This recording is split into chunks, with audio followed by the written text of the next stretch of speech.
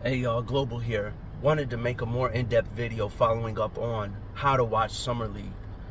A lot of people are putting huge stocks in some of these statistics like, oh, they're shooting below 50% from three or below 50% from the field.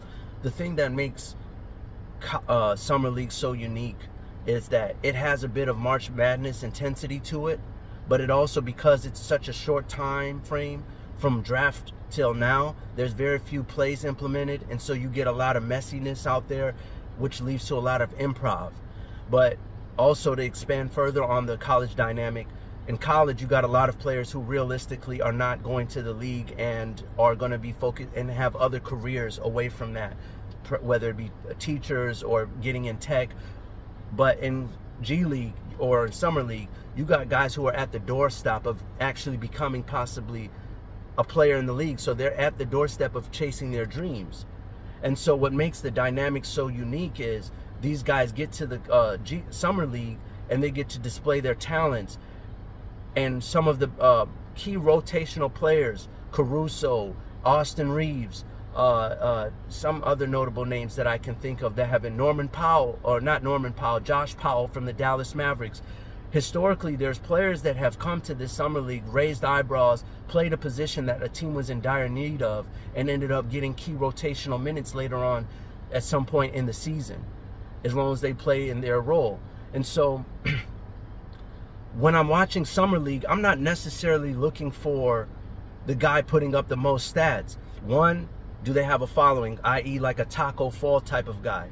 Or a guy like Makur Maker, who was the nation's #1 prospect prior to leveraging his platform to going to an HBCU. And obviously with COVID and everything, it derailed him, but still a worthy prospect. Interesting storyline, what I'm trying to say. Or a guy who has high draft investment behind him, so a franchise has a vested interest in seeing him being able to hoop. But what I'm watching more than anything, because it is such a sloppy game with no real play calling implemented, is do they know where to be at on the court? Do they understand defensive rotations? How's their timing? What is their coordination like? Do they know where to be at on the court offensively to create proper spacing? These are the things, these are the little nuances where they're going to set the pick at on offense without a coach telling them in real time. These are the little nuances that tells me a lot about a person's character, because the game eventually slows down. But if you got a guy who's playing small forward for the Lakers, for instance, and he has an 80% offensive usage in the system that he's playing in Summer League, well, realistically, there's no point of talking about him, because he's not going to get that kind of burn with the Lakers. See, that's why I've always appreciated a guy like Scottie Pippen, or I see T-Mac in Toronto during Vince Carter's Air Canada run, and I'm always looking at the guy next to the guy, because so many people can only play one role, the alpha one role. But who can be the man next to the man? I remember Caruso mentioned the summer that he got signed with the Bulls for that $40 million contract extension. He said something very interesting and profound. A lot of these guys come to the G League and they think that they're going to go out there and be a megastar. But teams are not fishing in the G League to find a megastar. They're looking to find a guy who can play a specific role and complement what they already have. It's like a farm system, a quick little supplement to fix whatever role players that they're lacking. And then in due time, let's say a LeBron goes down with a bad foot injury, you have a chance to step in and get some minutes and show that you're worthy of expanded role, and it goes from there organically. But a lot of guys go into the G League not offering a direct service and being good at a lot of different things, or being good at something like scoring, and it's like, cool, but we're not going to build our offense around you.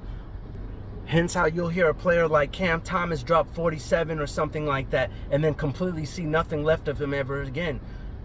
The NBA wants to see you play your role in the beginning, then earn your way back into the rotation. If you can't be a complementary player, it makes it very difficult to keep you on a roster, because GMs are being judged by their draft picks, the people they draft, and the people they trade for. G League is part of that process, but it's not the end-all be-all. Now with the collective bargaining agreement now crunching the salary cap and teams having to be more resourceful, hence why you see guys like Bradley Beal not getting traded for first-round picks and second-round picks, because that's about to be more value.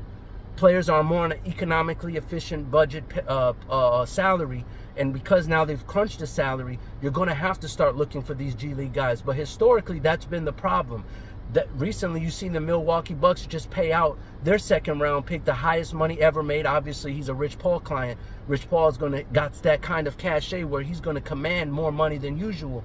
But also because now you're gonna start seeing an added value on second round picks since the cap is being crunched. They're gonna need players more than ever from that position, from undrafted, from free international, to be able to be legitimate contenders. You're gonna actually have to use your scouting department. But Global Utopia Sports, when you hear me mention a player, that is normally the criteria, and that's normally how you should be watching Summer League. Don't get caught up in numbers, because a lot of times you'll see him here today and gone tomorrow. Do you remember the guy who got MVP the year LeBron played in Summer League? No. It's two different worlds. But it is going to start holding more weight because the NBA has crunched numbers. All right, y'all. All the best. Global out.